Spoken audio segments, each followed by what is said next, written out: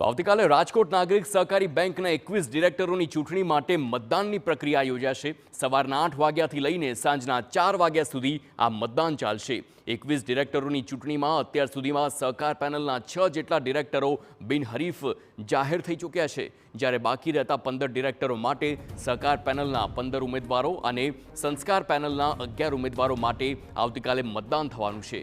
રાજકોટ શહેર, જેતપુર શહેર, મોરબી, જસદણ, અમદાવાદ, સુરત અને મુંબઈ સહિતના શહેરોમાં મતદાન મથક ઊભા કરવામાં આવ્યા છે અને મતદાનની પ્રક્રિયા દરમિયાન વેબકાસ્ટિંગ પણ કરવામાં આવશે। તેમજ આગામી 19મી નવેમ્બરના રોજ મતગણતરી પણ યોજવામાં આવશે અને ત્યારબાદ મતદાનનું જે રિઝલ્ટ આવશે તે સામે આવી ગયું છે।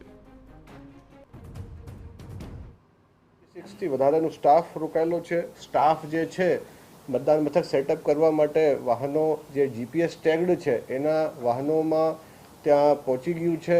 અત્યારે મતદાન મથક સેટઅપ થઈ રહ્યા છે। ખાસ વાત કરીએ તો જેતપુરનું જે મથક છે એ સંપૂર્ણ મહિલા સંચાલિત બનાવવામાં આવ્યું છે, જેથી મહિલા સશક્તિકરણનું સમાજને એક મેસેજ મળે। સાથોસાથ જે દિવ્યાંગ એમ્પ્લોઈઝ છે એમને સીસીટીવી કંટ્રોલ રૂમમાં ડ્યુટી આપવામાં આવેલી છે। વિશેષ વ્યવસ્થાની વાત કરીએ તો જે વડીલ 80+ જે વોટર્સ છે બેંકના, એમના લઈ જવા માટે ખાસ મોબાઈલ વાનની વ્યવસ્થા કરવામાં